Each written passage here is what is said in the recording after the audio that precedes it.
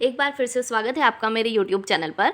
आज की इस वीडियो में हम बात करने वाले हैं हेलमिंथिक्स जो होते हैं, यानी कि जो वर्म इन्फेक्शन होता है, यानी कि पेट के जो कीड़े होते हैं उसको ट्रीट करने के लिए जो दवाइयों का प्रयोग किया जाता है।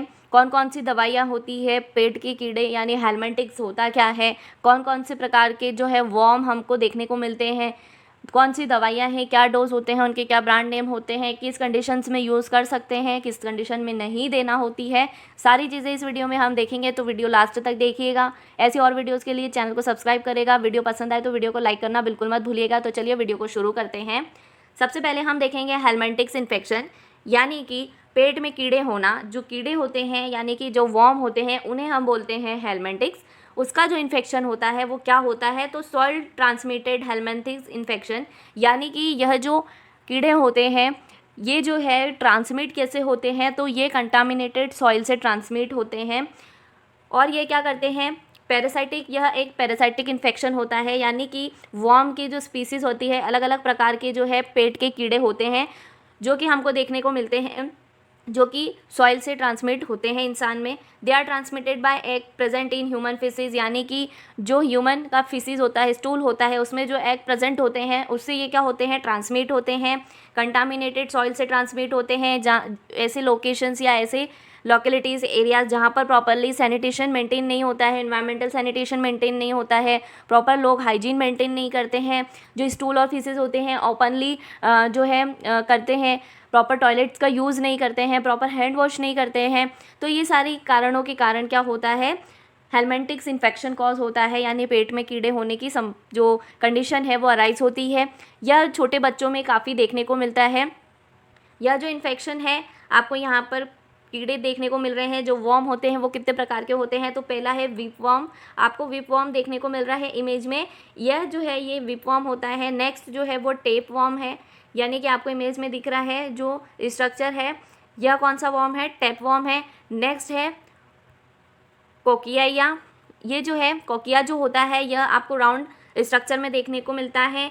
नेक्स्ट है जियार्डिया, यह आपको स्ट्रक्चर देखने को मिल रहा है इमेज में, यह जो है। नेक्स्ट है राउंड वर्म, इसका जो आपको इमेज दिख रहा है ये क्या है, राउंड है इन द शेप। अगर आप देखें हुक वर्म क्या है, हुक वर्म में फर्स्ट आपको हुक टाइप ऑफ क्या होगा, स्टार्टिंग में स्ट्रक्चर देखने को मिलेगा। ये सारे क्या है, हेलमिंथिक्स के स्पीसीज़ है, यानी पेट के जो कीड़े होते हैं उनका स्पीसीज़ है। इन सभी का इन्फेक्शन जो है हेलमिंथिक इन्फेक्शन कहलाता है।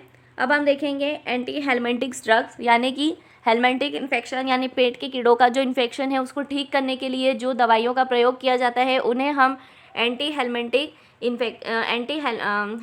ड्रग्स जो है वो कहते हैं। अगला है मैकेनिज्म ऑफ एक्शन, यानी कि जो पेट के कीड़ों को ठीक करने के लिए जो दवाइयों का प्रयोग किया जाता है वह काम कैसे करती है वह देखेंगे। तो यह क्या करती है, दे slow effect of paralysing worm, यानी कि ये क्या करती है, जो वर्म है, जो कीड़े हैं उनको क्या करती है, पैरालाइज करके उनका जो इफेक्ट है उसको कम करती है। सप्रेसिंग एग्स, जो उनके एग्स होते हैं उनको क्या करती है, सप्रेस करती है। जो लार्वा प्रोडक्शन होता है उसको भी सप्रेस करती है। और जो सेलुलर फंक्शन है, यानी कि जो सेल्स के जो फंक्शंस होते हैं उनको भी क्या करती है, रिड्यूस करती है।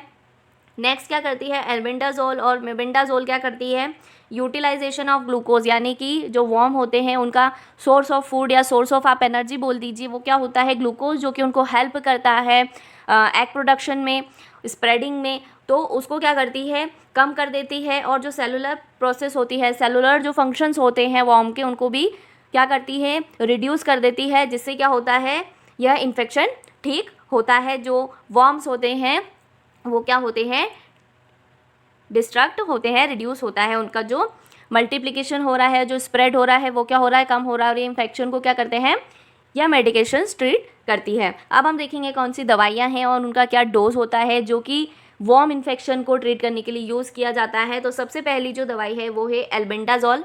एल्बेंडाजोल जो दवाई है, यह मूल नाम होता है, यह इजीली आपकी केमिस्ट शॉप पर अलग अलग ब्रांड में अवेलेबल होता है। इसका जो डोज है वो 10 mg पर kg बॉडी वेट होता है। डॉक्टर्स पेशेंट की कंडीशन के अकॉर्डिंग क्या करते हैं, मेडिकेशन और उसका डोज जो है वो प्रिस्क्राइब करते हैं। विदाउट डॉक्टर के कंसल्ट डॉक्टर के प्रिस्क्रिप्शन कोई भी दवाई नहीं लेनी होती है। नेक्स्ट है आइवरमेक्टिन, जो कि 6 to 12 mg इसका जो है डोज होता है। आपको आइवरमेक्टिन जो है वो आइवोर कोविड नाम से, जो कि सिप्ला कंपनी की है, इजीली मार्केट में अवेलेबल होती है। नेक्स्ट है मेबेंडाजोल 100 mg, जो मेबेंडाजोल है आपको मेबेक्स नाम से इजीली मार्केट में अवेलेबल है। नेक्स्ट जो दवा है वो है पायरेंटल, जो कि 10 mg पर kg बॉडी वेट के अकॉर्डिंग इसका डोज होता है। या जो है नेमोसिड नाम से आपको मार्केट में मिल जाएगी। नेक्स्ट जो दवा है वो है थियाबेंडाजोल, जो कि 25 mg पर kg बॉडी वेट के अकॉर्डिंग जो है इसका डोज होता है और ये भी मार्केट में अवेलेबल होती है। अगला है इन दवाइयों का प्रयोग किस कंडीशन में करेंगे। तो यह जो दवाइयाँ हैं वो पैरासाइटिक या हेलमिंथिक वॉर्म इन्फेक्शन, यानी कि जो मैंने आपको प्रीवियस बताया टैप वॉर्म, राउंड वॉर्म, ये सारे जो हैं इनके कंडीशंस में ये दवाइयों का प्रयोग किया जाता है। जो एल्बेंडाजोल है वो टैप वॉर्म का इन्फेक्शन होने पर यूज़ की जाती है और अच्छा इफेक्ट शो करती है। नेक्स्ट है बेबेंडाजोल। मेबेंडाजोल जो है वो whipworm, pinworm, roundworm और हुक वॉर्म, इनको ट्रीट करने के लिए यूज़ की जाती है। अगली है थियाबेंडाजोल, जो कि थ्रेड वॉर्म, जो कि थ्रेड लाइक ऑफ स्ट्रक्चर होता है थ्रेड वॉर्म का, उसको ट्रीट करने में यूज़ ली जाती है। अगली है कॉन्ट्रा इंडिकेशन, किन कंडीशंस में इन दवाइयों का प्रयोग नहीं करना होता है। तो हेपेटिक डिसीज़, अगर किसी पेशेंट को लीवर से रिलेटेड कोई भी प्रॉब्लम है, हेपेटिक डिसीज़ है, उस कंडीशन में इन दवाइयों का प्रयोग नहीं करना होता है। और अगर इसका प्रयोग डॉक्टर्स करते भी हैं तो वो डोज को मेंटेन करके प्रयोग करते हैं। नेक्स्ट है ब्रेस्ट फीडिंग वुमन, जो महिलाएं अपने शिशु को ब्रेस्ट फीड करवाती है। अगला है प्रेग्नेंट वुमन, यानी कि जो महिलाएं प्रेग्नेंट हैं उनमें इन दवाइयों का प्रयोग जो है वो नहीं करना है। अब एडवर्स इफेक्ट, यानी इन दवाइयों का प्रयोग करने के बाद में क्या क्या एडवर्स इफेक्ट देखने को मिल सकते हैं। तो abdominal pain, nausea, vomiting, diarrhoea, drowsiness, anorexia, भूख न लगना, हेडेक जैसी समस्याएं पेशेंट्स में देखने को मिल सकती है। मुझे उम्मीद है आपको वीडियो समझ आया होगा, वीडियो पसंद आया होगा। अगर वीडियो पसंद आया है तो वीडियो को लाइक करिएगा, चैनल को सब्सक्राइब करिएगा ऐसी और वीडियोज़ के लिए। Thank you.